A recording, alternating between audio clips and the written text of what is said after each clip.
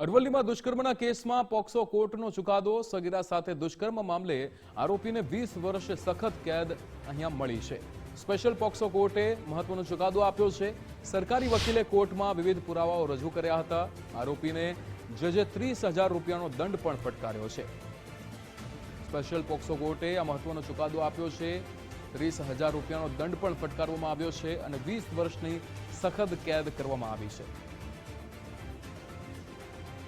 આરોપી જજે 30,000 રૂપિયાનો દંડ પણ ફટકાર્યો છે। અરવલ્લીમાં દુષ્કર્મ જે કેસ હતો તેમાં હવે પોક્સો કોર્ટે ચુકાદો આપ્યો છે। સ્પેશિયલ પોક્સો કોર્ટે આ મહત્વનો ચુકાદો આપ્યો છે, જેમાં સગીરા સાથે દુષ્કર્મ મામલે આરોપીને 20 વર્ષની સખત કેદ કરવામાં આવી છે અને સાથે જ જજે 30,000 રૂપિયાનો દંડ પણ ફટકાર્યો છે।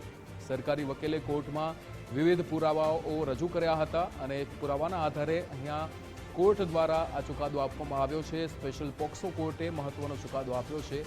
20 વર્ષની સખત કેદ આરોપીને કરવામાં આવી છે અને 30,000નો દંડ પણ ફટકારવામાં આવ્યો છે। દુષ્કર્મના આરોપીને અહીંયા પોક્સો કોર્ટે આ કેદની સજા આપી છે, 20 વર્ષ કેદની સજા અને સાથે જ 30,000નો દંડ ફટકારવામાં આવ્યો છે।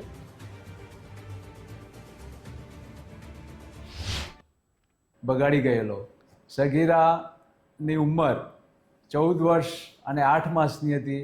ધોરણ 10માં અભ્યાસ કરતી હતી અને આરોપી પોતાની રિક્ષા લઈ તેની આજુબાજુ આંટા મારી તેને લલચાવી ફોસલાવી કે પોતે ભુજ ખાતે નોકરી કરે છે અને 35,000 રૂપિયા પગાર છે, હું તને સારી રીતે રાખીશ એવી લાલચ આપી અને બગાડી ગયેલો તેને જંગલમાં લઈ જઈ તેની સાથે બદકૃત્ય આચરેલું તેનું ચાર્જશીટ કરી મોડાસાની પોક્સો કોર્ટમાં રજૂ કરવામાં આવેલું।